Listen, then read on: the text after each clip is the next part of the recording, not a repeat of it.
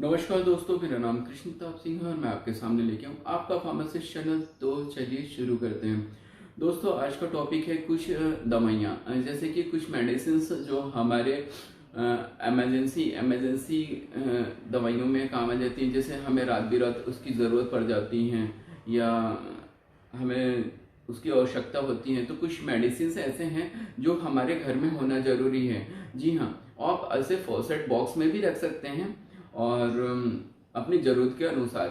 तो मैं आपको कुछ बताने जा रहा हूँ कुछ दवाइयों के बारे में। तो चलिए शुरू करते हैं दोस्तों। जैसे पहला है पैरासीटामोल। पैरासीटामोल टैबलेट, ये पैरासीटामोल टैबलेट एक ड्रग है जो कि आपको मार्केट में कैलपोल के नाम से मिल जाएगा, डोलो के नाम से मिल जाएगा, पैसीमोल के नाम से भी मिल जाएगा। और बहुत सी कंपनियां अलग अलग इसके अपने अपने नाम से बनाती हैं।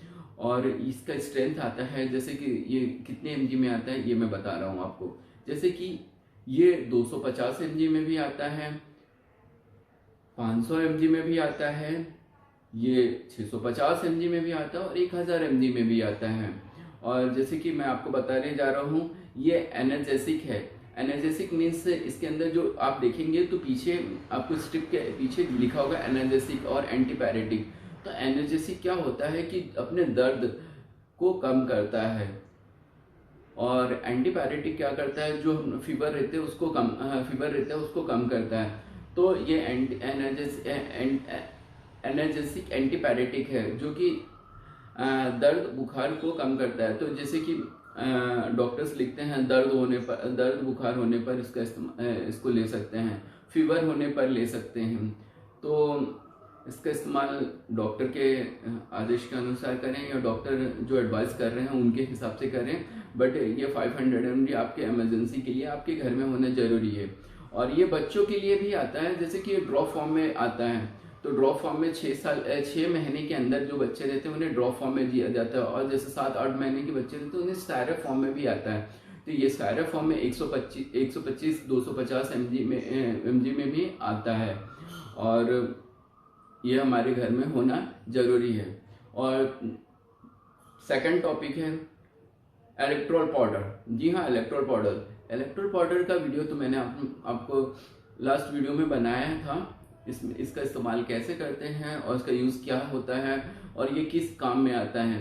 तो जी हाँ, ये लूज मोशन हो जाते हैं उसमें काम आता है। लूज मोशन के कारण हमारे शरीर से पानी की कमी होने लगती है, उसमें इसका इस्तेमाल किया जाता है इलेक्ट्रोल पाउडर। और ये इलेक्ट्रोल पाउडर ये एफडीसी कंपनी द्वारा बनाई गई है। इसमें दूसरी कंपनी का भी आता है जो कि मैनकाइंड का आता है, इलेक्ट्रोकाइंड के नाम से अवेलेबल है। और ये ओआरएस सैचेट फॉर्म में भी आता है जो कि बच्चों के लिए आता है।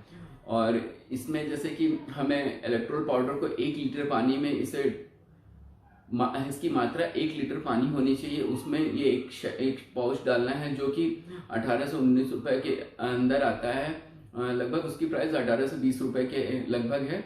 उसको एक पाउच पूरा डालना है, हमें क्वांटिटी के अनुसार ही उसका पानी डालना है। इसको डिजोल्व करने के लिए 1 लीटर पानी की ही ज़रूरत है, जो 18 से 20 रुपए का पाउच आता है। उसको डिजोल्व करना है और पानी की जगह उसका इस्तेमाल करना है। देन सैचेट फॉर्म आधे कप या 1 कप पानी में जो ओआरएस सैचेट आते हैं, उसके लिए बच्चों को दस्त और लूज मोशन हो जाते हैं उनके लिए ये यूज़ में लाया जाता है। जैसे कि हम सैचेट फॉर्म यूज़ कर रहे हैं तो उन्हें चम्मच से दिया जाता है डिज़ोल्व करके, और कप में डिज़ोल्व करना है और चम्मच से उन्हें पिलाना है। तो इससे उन्हें पानी की कमी नहीं होगी। और मैं आपको अगला टॉपिक बताने जा रहा हूँ। जी हाँ, कॉटन। जी हाँ, आपके घर में कॉटन होना बहुत ज़रूरी है। जैसे कट लग जाता है या कहीं चोट लग जाती हैं या कट के कारण ब्लड आने लगता है, तो उसे पोंछने के लिए हमें कॉटन ज़रूरी है। क्योंकि हमारे पास जो कपड़े होते हैं या कुछ जैसे दूसरे कपड़े होते हैं वो स्टरलाइज नहीं होते हैं, तो इसकी वजह से हमें उसमें प्रॉब्लम हो जाएगी। जैसे घाव और में इन्फेक्शन होने की प्रॉब्लम रहती है। तो हमें हमारे घर में एक छोटा सा कॉटन होना चाहिए, जो आप 50 ग्राम भी रख सकते हैं, जो कि जिसकी कॉस्ट बहुत ही कम रहती है। और तीसरी है अगला टॉपिक है, जैसे कि आपके घर में एक बैंडेज होना चाहिए। जो कि देखिए, बैंडेज होता है तो ये 4 इंच में भी अवेलेबल है और ये 6 इंच में भी अवेलेबल, जो कि हमारे घर में 4 इंच का भी रख सकते हैं, 6 इंच का भी रख सकते हैं। और इसका भी रेट बहुत ही कम है। और ये क्या होता है, जैसे कि घाव हो जाता है या चोट लग जाती है तो हमें कॉटन लगाकर इससे बांधने के काम आता है। और अगला टॉपिक है, जैसे आपको अगला टॉपिक मैं बताने जा रहा हूँ जो कि बीटाडीन सॉल्यूशन है। बीटाडीन सॉल्यूशन, जी हाँ, ये सिप्लाडीन के नाम से आपको इजिली गोइंग मार्केट में अवेलेबल हो जाएगा। ये ऑइंटमेंट, एक ऑइंटमेंट है जिसमें प्रोवाइडिन आयोडीन है। तो ये जैसे कट लग जाता है, ये हो जाता है, तो इसमें क्या करते हैं कि कॉटन पहले इस ट्यूब को लगाना चाहिए और फिर कॉटन लगाना चाहिए, फिर आप बैंडेज से उसे पट्टी बांध सकते हैं। तो ये भी हमारे घर में होना बहुत ही ज़रूरी है। और जैसे कि सेवलॉन, तो ये कट लग जाता है तो उसे हमें धोने के लिए पानी से, हमें नॉर्मल पानी से नहीं धोना चाहिए क्योंकि उससे इन्फेक्शन हो जाएगा, इन्फेक्शन के कारण पक जाएगा और पकने के बाद घाव हो जाएंगी। तो इसलिए हमें सेवलॉन का यूज़ करना चाहिए। और सेवलॉन का यूज़ तो आपको पता ही है। तो जनरली आपके ये फर्स्ट एड बॉक्स में होना ज़रूरी है। और ग्लूकॉन डी, जी हाँ, ग्लूकॉन डी का वीडियो मैंने आपको बताया था कि ग्लूकॉन डी एक एनर्जी ड्रिंक होता है और ये डायबिटिक पेशेंट को नहीं दिया जाता है। और इसका जैसे कि हम कमजोरी सी फील करने लगते हैं या वीकनेस से फील करने लगते हैं तो हमें ग्लूकॉन डी लेना चाहिए। और ये ग्लूकॉन डी आपके रिक्वायरमेंट के हिसाब से है कि इसमें फ्लेवर बहुत से आते हैं, जैसे कि एक ग्लूकॉन डी प्लेन आता है, एक नींबू फ्लेवर में आता है, एक ऑरेंज फ्लेवर में आता है, जिसकी प्राइस आपके उसके अनुसार डिसाइड की है। जैसे प्लेन आपको सस्ता मिलेगा और फ्लेवर जैसे कि आपको ऑरेंज फ्लेवर में चाहिए या नींबू फ्लेवर में चाहिए तो उसके हिसाब से उसकी प्राइस अलग होगी। और अगला टॉपिक है जैसे एसिक्लोफेनिक। यहाँ, जी हाँ, ये आपको मार्केट में ज़ीरोडॉल के नाम से मिल जाएगा। एसिक्लोफेनिक ये दर्द के लिए टैबलेट आता है, जो कि किसी भी प्रकार की दर्द होती हैं, जैसे हाथ पैर में दर्द वगैरह हो गई तो इसको यूज़ किया जाता है। क्योंकि बहुत से पेशेंट्स रहते हैं या बहुत से लोगों को प्रॉब्लम रहती है कि जैसे उन्हें पैरासीटामोल से एलर्जी होती है, तो ये एसिक्लोफेनिक इजीली गोइंग वो ले सकते हैं, उन्हें इससे कोई प्रॉब्लम नहीं होगी।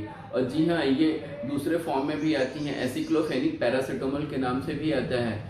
तो एसिक्लोफेनिक पैरासीटामोल के भी नाम से आता है, जो कि बुखार और दर्द के लिए इसका इस्तेमाल किया जाता है। जैसे कि मैं आपको बताने जा रहा हूँ, ये ज़ीरोडॉल पी के नाम से आता है और आपको ज़ीरोडॉल पी के नाम से भी मिल जाएगा।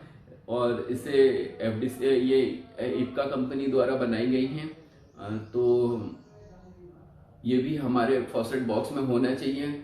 और अगला टॉपिक है जैसे ओंडासेट्रॉन। जी हाँ, ओंडासेट्रॉन के बारे में बताने जा रहा हूँ। क्या होता है कि रात बिरात हमें जैसे कि कभी दिक्कतें हो जाती है, उल्टी सी होने लगती है या उल्टी हो जाती है, कभी कुछ खा पी लिया या किसी कारणवश हमें उल्टियाँ चालू हो जाती हैं, तो उससे बचाव के लिए हमें हमारे घर में ओंडासेट्रॉन टैबलेट होना बहुत ही ज़रूरी है।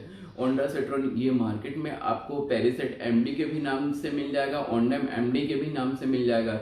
ये एमडी का फुल फॉर्म होता है माउथ डिसॉल्विंग। जी हाँ, इसे हम लेने के लिए पानी की आवश्यकता नहीं होती है, हमें इसे लेने के लिए पानी की ज़रूरत नहीं पड़ती है।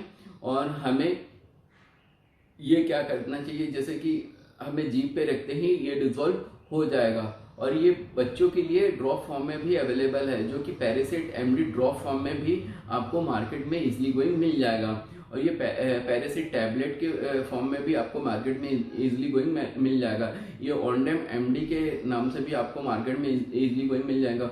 और बहुत सी कंपनियां अपने अपने नामों से बनाती हैं। हमें ड्रग से मतलब है, हमें जैसे कि आप मार्केट में जाएंगे और बोलेंगे कि हमें ओंडासेट्रॉन टैबलेट चाहिए तो इजीली गोइंग केमिस्ट आपको दे देगा। ओंडासेट्रॉन ड्रॉप चाहिए तो आपको इजीली गोइंग आपको मार्केट में केमिस्ट आपको दे देगा। और हमारे लिए अगला टॉपिक है ऑफ्लॉक्सासिन ऑर्निडाजोल। ऑफ्लॉक्सासिन, जी हाँ, ऑर्निडाजोल, जी हाँ, नाम तो सुना होगा, O2।